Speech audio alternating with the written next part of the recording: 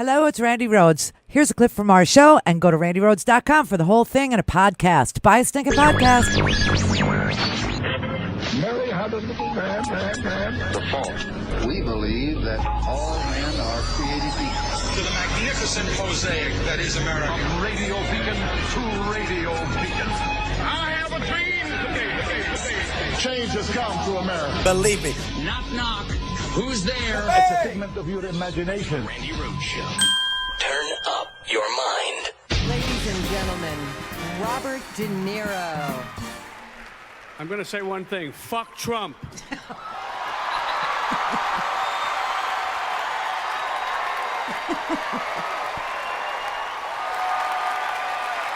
It's no longer down with Trump. It's fuck Trump.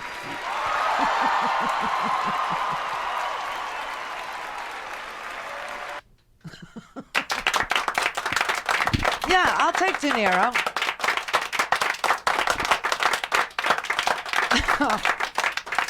Wouldn't you take De Niro? The Tony Awards last night, I was watching because I was tweeting it. And I tweeted Howard's old headshot when he was doing, community theater.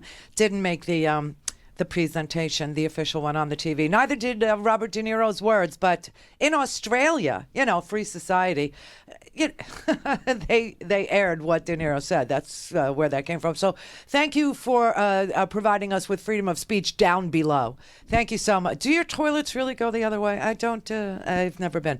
But I will take a brilliant, artistic, fabulously talented storytelling actor who preserves our history and culture through his work over a hermit state and Dennis Rodman and the host of The Celebrity Apprentice. Yeah, I'll take that any day. So, people go, well, De Niro, he just keeps alienating all the Trump supporters is what he just and all he's doing is preaching to of course, the Tony audience. They're very anti-Trump because apparently they are brilliant artistic storytellers who preserve the history and the culture of the United States and various other places in the world, So, and they, who were alienated by what Robert De Niro said, are a bunch of angry white men who are literally rooting for Dennis Rodman, a hermit state, and the Celebrity Apprentice host. So for me, go De Niro is basically what I'm saying. But I got to tell you, it was a very emotional weekend this weekend, as I'm sure a lot of you know. How many people actually found out that people around you are extremely, almost exuberantly depressed? How many people found that out? I found that out. I found that out in my family. It is so amazing, how many people are just suffering, how many people are feeling isolated and alienated and, yes, even angry and unsure of the future and, with things like health insurance.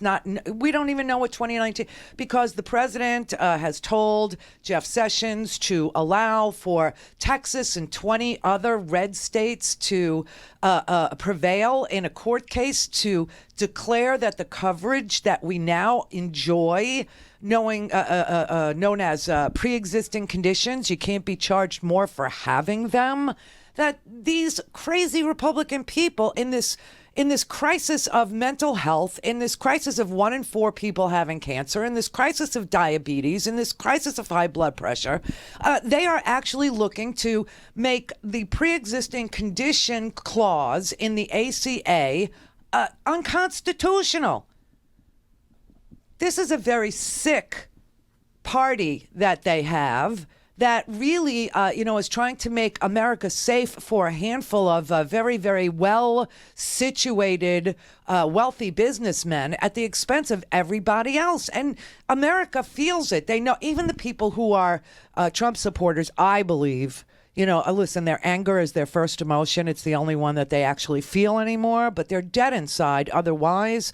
But the anger comes from fear. I mean, think about when you get angry. You get angry when you get fearful. You get really angry when you're scared. Okay? And so these people are obviously threatened and scared, and you have to have a little understanding of why in order to service them in a way that would be meaningful to them. And that's kind of why F Trump. It's really not about him. It's about us. It's about every single last one of us. It's about every one of us who is starting to wonder if America is done, if our best days really are behind. No, they're not. We're just in the middle of a really seriously, well, it's not a bad it's the worst presidency in our lifetimes. Let's put it that way, okay? It's absolutely the worst presidency, and it's unique in the way that it is being led by the host of Celebrity Apprentice. I mean, think about that. And people are literally looking to... This was a man who pissed off our G7 allies, our allies in the world. Literally overthrew, he dumped Canada and the European Union for Russia and North Korea. He did that this weekend. That's what he did. This is a very strange and twisted presidency, I got to say. I mean, he's telling us, don't worry, you could count. I can size up Kim Jong-un in like 1 minute. And, well, he better be able to size him up in 1 minute because that is the total length of his attention span. So, let's count on that particular thing as something that he has going for him because other than that, I mean, he's not going to pay any attention. But this is really weird. I mean, did you follow what happened at the G7? I mean, this is just why I'm telling you he doesn't matter. Because truly the G6 now, as people are calling it, the G6 used to be the G8, but then Russia invaded its neighbor and started killing journalists and some political enemies and poisoning British citizens, And so the G8 kicked Russia out. But just so you know, they did give Russia an opportunity to mend its ways and come back into the G8. But what is this G7? What is it now? The G7, G8, now it's a G6. This is an elite group of democracies, okay, small d democracies. This is an elite group of very successful industrialized democracies that go to, meet together in order to secure their financial health in the world and set trade policy against people like North Korea, against administrations like Putin's, against, people who invade their neighbors or who commit human rights abuses. That is what it is. And this president literally couldn't get along with the democracies, the elite democracies, the industrialized democracies of the world, all of which, by the way, give their citizens health care, every single one of them. But I got to say, listen, in a nutshell, if you have a problem with Canada, you're probably the kind of person who has nothing but problems.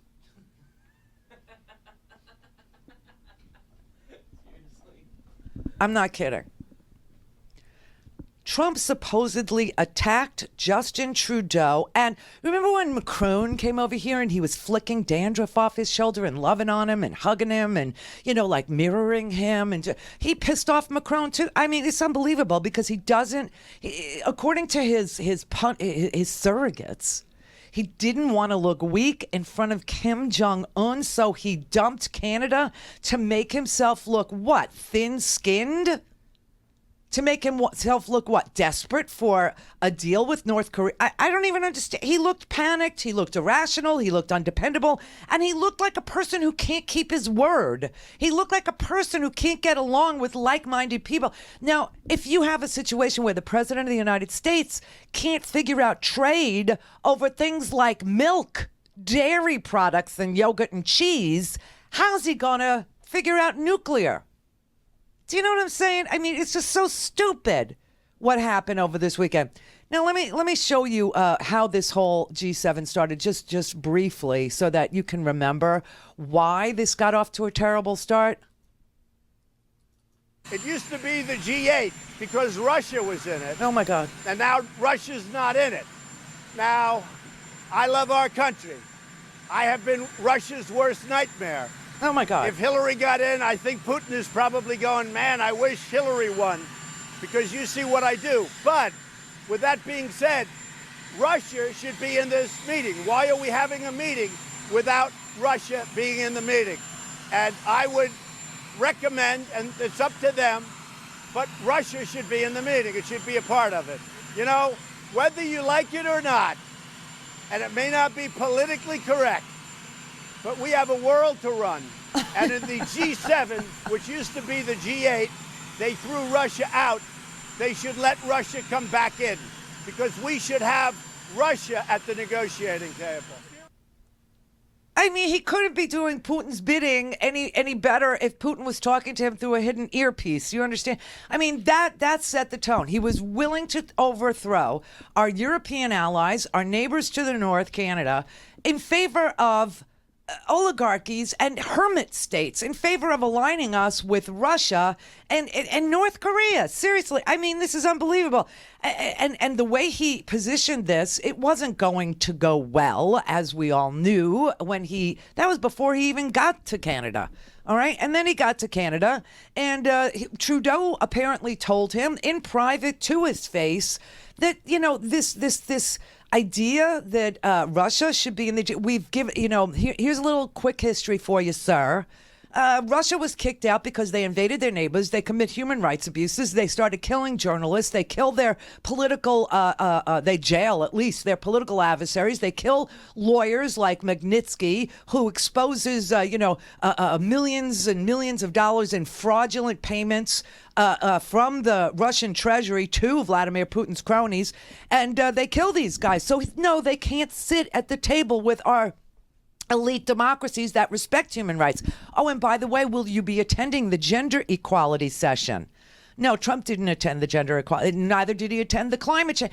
And they said to him, look, you've pulled out of the Paris Accord. You pulled out of the Iran deal, which the whole world signed on to. And now you're sitting here favoring, oligarchies and dictators over the democracies of the world, the industrialized nations. We can't really figure out what the hell the deal is with you. And then you slap tariffs on your friends. You slap tariffs on your friends for steel and aluminum. What the hell is going on with you? And Trudeau told this to Donald Trump, and Donald Trump gave a press conference. Oh, it all went really well. Then Justin Trudeau, of course, gave a press conference to the Canadian people. And here's the horrible, nasty, backstabbing, heinous, strong pushback from Justin Trudeau that pissed off Donald Trump, supposedly. I highlighted directly to the president that Canadians did not take it lightly, that the United States has moved forward with significant tariffs on our steel and aluminum industry, particularly did not take lightly the fact that it's based on a national security reason that because we burnt down the White House. For Canadians who either themselves or whose parents or community members have stood shoulder to shoulder with American soldiers in far-off lands and conflicts from the First World War onwards, that it's kind of insulting. And I highlighted that it was not helping in our renegotiation of NAFTA, and that it would be with regret, but it would be with absolute certainty and firmness that we move forward with retaliatory measures on July 1st, applying equivalent tariffs to the ones that the Americans have unjustly applied to us. Well, American workers, good luck with this. Good luck with this trade war. Nobody ever wins a trade war. That's why ever since the Silk Road was invented, the world knows it's best to trade with each other. But Donald Trump literally got on a plane to Singapore after coming late to the G7, leaving early, and you saw that viral photo of Donald Trump being lectured to like a little, sitting there like a little baby with his arms all crossed, like he's in the principal's office. And Angela Merkel and the other G6 leaders, Abe Shinzo, all these leaders, standing over him going, what the? Smarten up already. Smarten up. I can't have it. I can't do it. I can't have it. Which is Niro. But, Trump wants to be a dictator. He wants to be one. He admires it. Go to RandiRhodes.com for the whole thing and a podcast. Buy a stinking podcast.